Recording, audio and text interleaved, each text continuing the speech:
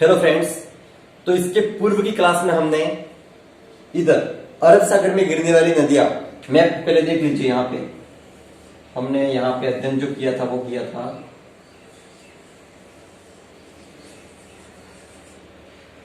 पूर्व की क्लास में हमने अरब सागर में गिरने वाली नदियां सभी पूरी कर ली है।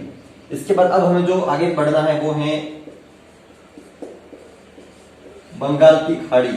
बंगाल की खाड़ी में जो भी नदियां दक्षिणी भारत की गिरती हैं उनके बारे में हमें अध्ययन करना है, जिनके नाम मैंने यहाँ पे लिख रखे। और हम पढ़ रहे प्रायद्वीपीय भारत की नदियां इधर नीचे वाली, उसमें भी अरब सागर तो हमने पूरा कर लिया। इधर वाली नदियां हमने इसकी पूर्व की क्लास में पूरी पढ़ ली है।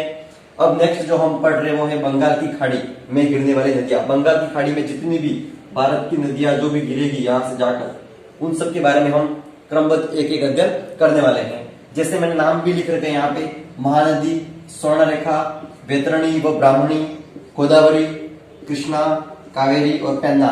इस तरह की कुछ महत्वपूर्ण नदियां हैं जो बंगाल की खाड़ी में गिरती हैं, उनके बारे में हमें क्रमबद्ध अध्ययन करना है। और एक विशेषता इनकी ये है, कौन सी?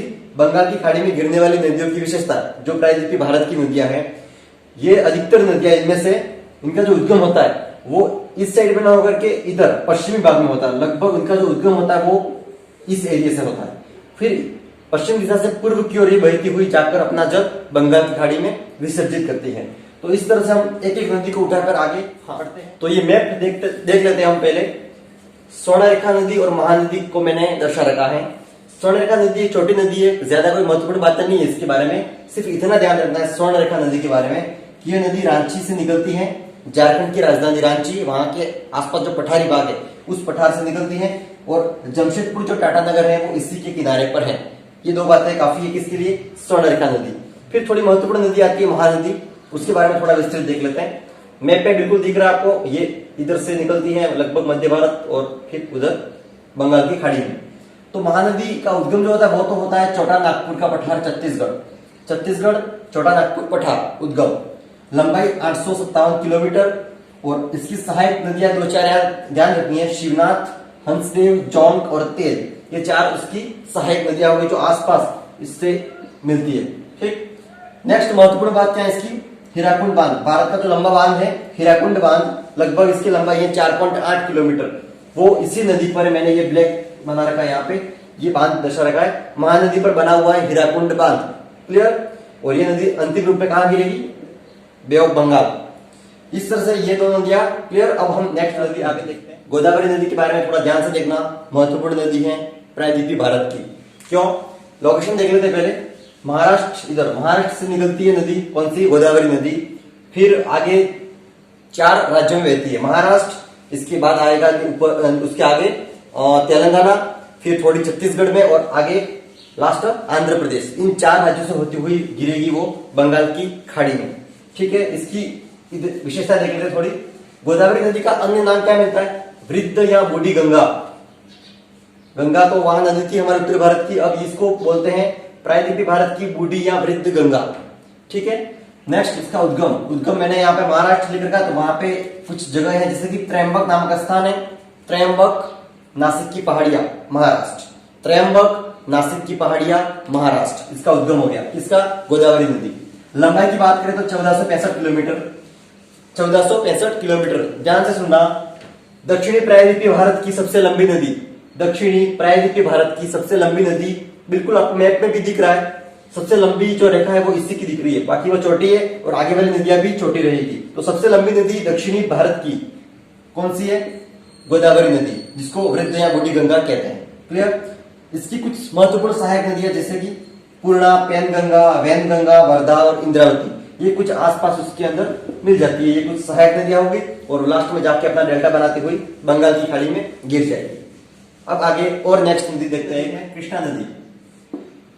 मैप में दिख रही है कृष्णा नदी, यहां से निकलकर इधर बंगाल की खाड़ी में, महाराष्ट्र ही है यहाँ पे राज्य, महाराष्ट्र से निकलकर तेलंगाना, सॉरी इसके पहले महाराष्ट्र से कर्नाटक, तेलंगाना और आंध्र प्रदेश, 4 राज्यों से होती हुई बंगाल की खाड़ी में जाएगी। कौन सी नदी? कृष्णा नदी। इसका उद्गम जो है वो महाबालेश्वर चोटी, महाराष्ट्र में, चोटी का नाम क्या है? महाबालेश्वर। लंबाई 1400 किलोमीटर।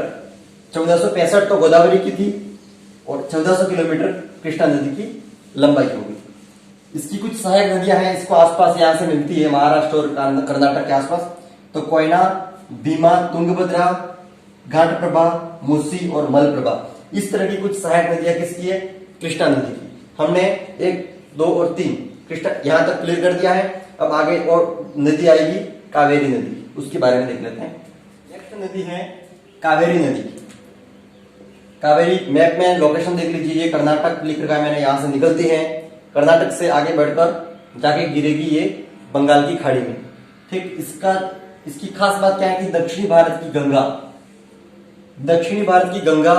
कावेरी नदी, दक्षिणी भारत की गंगा कावेरी नदी, लेकिन दक्षिणी भारत की वृद्ध या बूढ़ी गंगा गोदावरी नदी। पहली क्लास ये थोड़ी देर पहले हमने देख लिया अभी, ठीक है।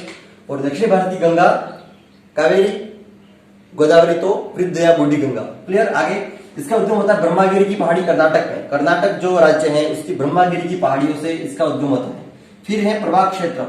कावेरी नदी का प्रवाह क्षेत्र कहां तक है, मतलब नदी जो बह रही है और उसके अंदर जो नदियां मिल रही है आके, ये पूरा एरिया किन किन राज्यों में है? तो ये राज्य मैंने लिख रखे कर्नाटक, केरल, तमिलनाडु और आंध्र प्रदेश। इन चारों का प्रवाह क्षेत्र, इन चारों से जो निकलने वाली सहायक नदियां हैं वो इसके अंदर मिलती हैं। ठीक।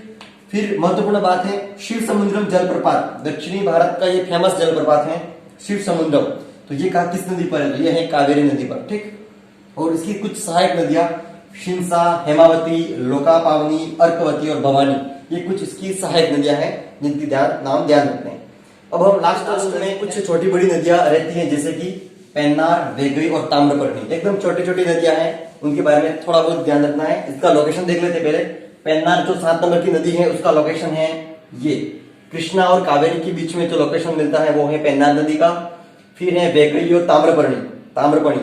वेगई और ताम्रपर्णी नदियां तमिलनाडु की हैं, दोनों छोटी छोटी नदियां हैं जो इधर ये लास्ट बंगाल की खाड़ी में गिरती हैं। तो पेन्नार का जो उद्गम है वो कोलार जिला कर्नाटक के कोलार जिले से इसका उद्गम है। ठीक। और जाके गिरती है बंगाल की खाड़ी में। नेक्स्ट है वेगई नदी, ये तमिलनाडु से निकलती है। और इसकी एक बात है कि मदुरै शहर जो है वो इसके किनारे पर है, किसके? वेगई नदी, तमिलनाडु वेगई नदी। क्लियर। नेक्स्ट आगे ताम्रपर्णी नदी तमिलनाडु में ही है ये भी, और अगस्त्यमलाई पहाड़ी से निकलती है, तमिलनाडु ताम्रपर्णी। ठीक। इस तरह की कुछ ये 2-3 छोटी छोटी नदियां हैं दक्षिणी भारत की। इस तरह से हमारा बंगाल की खाड़ी में गिरने वाली नदियां लगभग जो मुख्य नदियां थी वो पूरी होती है। और हमारा जो ये अफवाह तंत्र चल रहा था, 2-4 क्लासें जो इसकी चली है वो आज जब पूरी होती है, अब ये अफवाह तंत्र जो टॉपिक है वो समाप्त होता है। अब जो भी क्लास बनेगी वो किसी नए टॉपिक पर बनेगी। आपके अगर कमेंट्स आते हैं आपके, तो उस टॉपिक पर भी क्लास बना सकता हूं, या फिर मैं अपने हिसाब से भी बना सकता हूं। ठीक है। चैनल को लाइक, सब्सक्राइब करें और शेयर करें। धन्यवाद।